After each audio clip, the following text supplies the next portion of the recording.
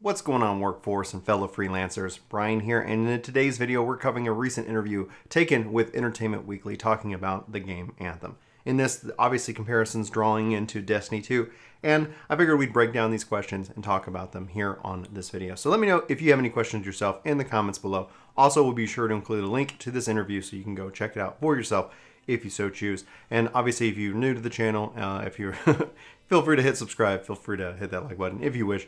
But without further ado, let's go ahead and just dive into these questions. So Entertainment Weekly asks, how do you feel about comparisons to Destiny? Are they upsetting or flattering? Where do they start and fall apart for you? And Jonathan replies, it doesn't upset me. I think that people like to pattern match, and this genre of games is relatively new. So people are going to make those comparisons if they try to understand what it is and what it is not. For me, the comparisons start to fall apart really rapidly. The amount of verticality that we have in this game, the agency and freedom that we give you to not locking you into one class, allowing you to choose what javelin you want to take in any given time, really starts to make me feel different and special. When you have your hands on the controller and you leap up into the air and you start flying freely in the environment for the first time, I think that's when most people kind of get it.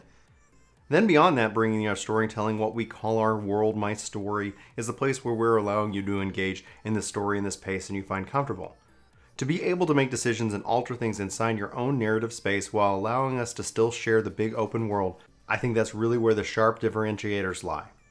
I honestly think, especially as coming from Final Fantasy XIV, as a 14 player, being able to kind of play all jobs, all classes, all javelins in this case, is really exciting. And I cannot stress enough how important that is to the overall feel of any of these games. It is really exciting. That's one of the things that draws me to this. Obviously, the gameplay and things like that look very much similar because it's set in that environment. But at the core of it, at the end of the day, this is going to be something I think that's going to be pretty unique to the game itself. So just keep that in mind. Also, if you happen to be in the alpha, don't talk about the alpha, guys. Just keep in mind that you've signed an NDA and don't disclose what you know already. All right, so that out of the way, I think we're going to see something really interesting come February. Now, question number 2. How customizable is the single-player story space, like Fort Tarsis? How will it be? Will my Fort Tarsis look much different from anybody else's? And John replies, the fort has a couple of different vectors of customization and reactivity. Characters will be in the fort between mine and yours, they'll differ. The fort won't ever look vastly different than mine, but you're basically in the same spaces. But as you progress through the story, there are certain things that will happen that will make it look different. And that's just a timeline issue. As you make decisions inside your story, this is where certain characters will show up or not show up. Certain events will happen inside the fort that will change some of the architecture, but I wouldn't say, oh my gosh, it's vastly different. I don't know how to feel about this, guys. Like, when it comes down to it, when it falls apart in this way, I really want to see this hands-on. I want to see how this experiences itself. I want to see that when we're playing the game, what is the difference? How does this affect the narrative in this our world, my story kind of approach? Obviously, that's very marketing speak that John's referring to. We keep hearing that. We're going to keep hearing that. I'm wondering if it's even going to be on the box. But let's go ahead and move on to question number 3. There won't be Mass Effect style life or death choices. How do character actions change your story? Is there anything that you will gain access by interacting for certain factions in a certain way? And John says, yes, you gain reputation with the different factions, and depending on what you do for them, they will unlock different perks for you that usually you will be able to use or express yourself in your javelin. Whether it's a piece of cosmetic customization or a crafting recipe or a unique weapon or item, it would be something along those lines. And this feels kind of more MMO-like to me. And at the core of it, that is where I think some of this kind of will be interesting to see how much the my story impacts me. Because if it's just for faction, if it's just for weapons, if it's just for gear, if it's just for emotes, that's all well and good. But if the story can't necessarily be altered that much, you can't, one person I can't kill off because he's going to be alive in yours. And as the story progresses for us both through the various story DLCs and expansions, well, we're going to have to wait and see how that plays out. So I think that there's going to be some form of narrative that we can have some kind of impact, but I don't know if we'll see life and death choices because of the shared world kind of concept. So I don't know what you guys think about this. Sound off, because it'll be interesting to see how this plays out. Anyway, question number 3. BioWare fans have come to expect romance options in the company's games, so why aren't there any of those in Anthem? And John replies, "It just wasn't a part of the story one wanted to tell this time. We've done that across several games now, and for Anthem, as we're thinking about the story when we wanted to tell and the experience we wanted to convey, I think we wanted something that was closer to Knights of the Old Republic, where you were still engaged with the amazing characters, that you're feeling attached to them and close to them. But this isn't a story about romance. It's a story about a company of heroes, and we lean into that aspect more heavily." And personally, honestly, I don't fall either way on this. I think this is something that if they, as the story progresses, as expansions happens, I could easily see them kind of leaning into that later. I could easily see that. But personally, I would love to know where you fall. I'm not going to buy this game whether or not I can have a romantic relationship with a character in it.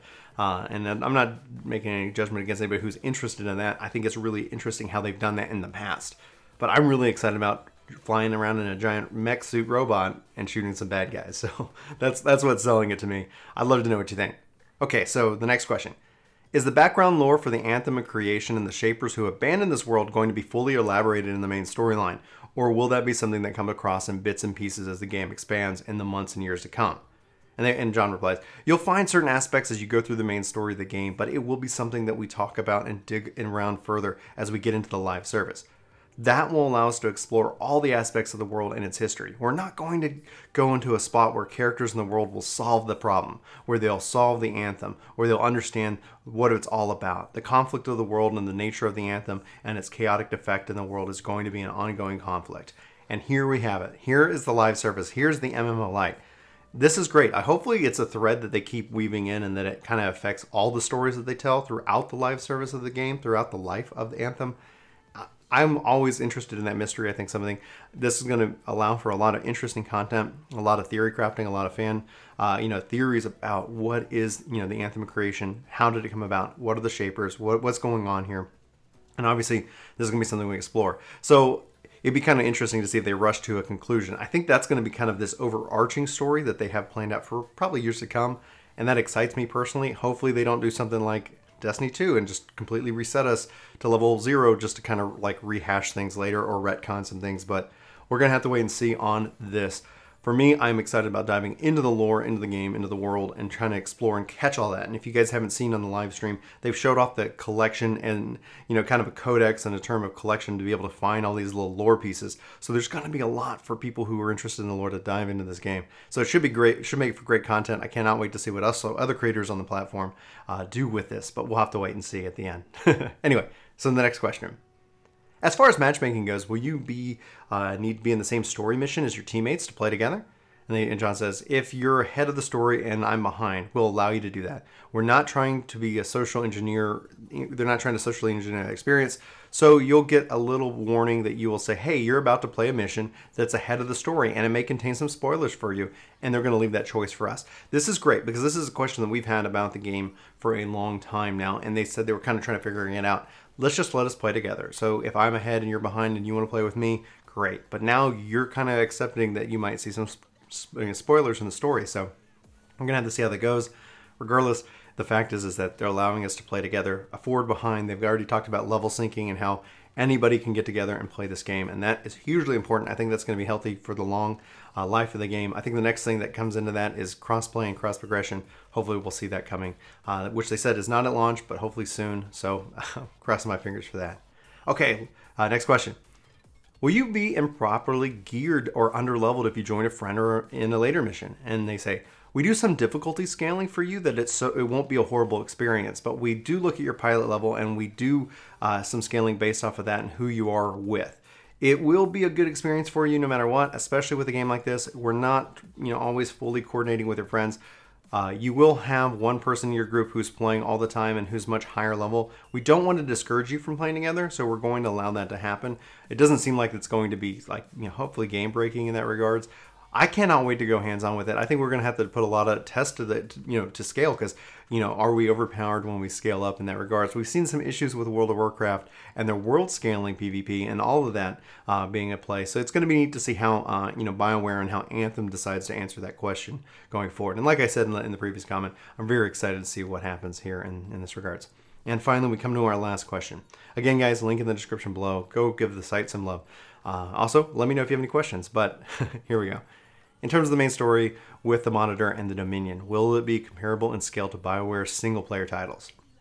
And John says, I wouldn't say it's comparable. The trick here is that we allow you to do a lot more things between the missions. You have free play and you have these repeatable agent quests, and you can spend a lot of time tinkering with your loadouts on your Javelin. So it gets kind of difficult to say that it's the amount of time versus that amount of time, but I wouldn't say comparable is really fair.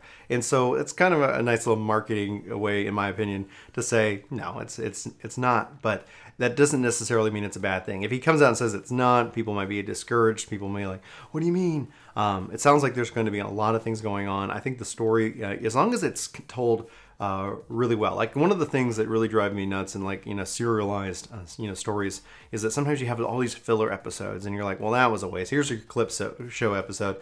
So if the story is told and it's told at a good pace and it's really interesting, that's what I'm looking for. Whether it's a 20-hour story or a 100-hour story. If the game offers plenty of things that once the story is done, for me and my friends to compete and play in and have a good time, that's what I'm looking for the most. The story is there to also kind of feed me and invest me into the world, but at the same time, I'm not necessarily looking for a 60-hour single-player RPG.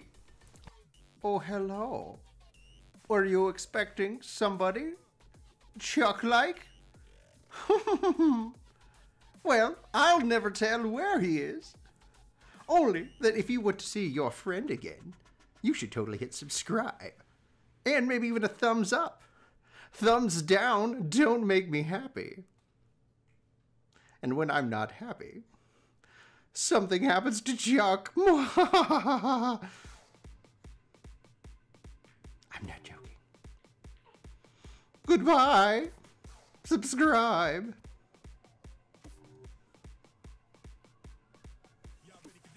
I'm still here.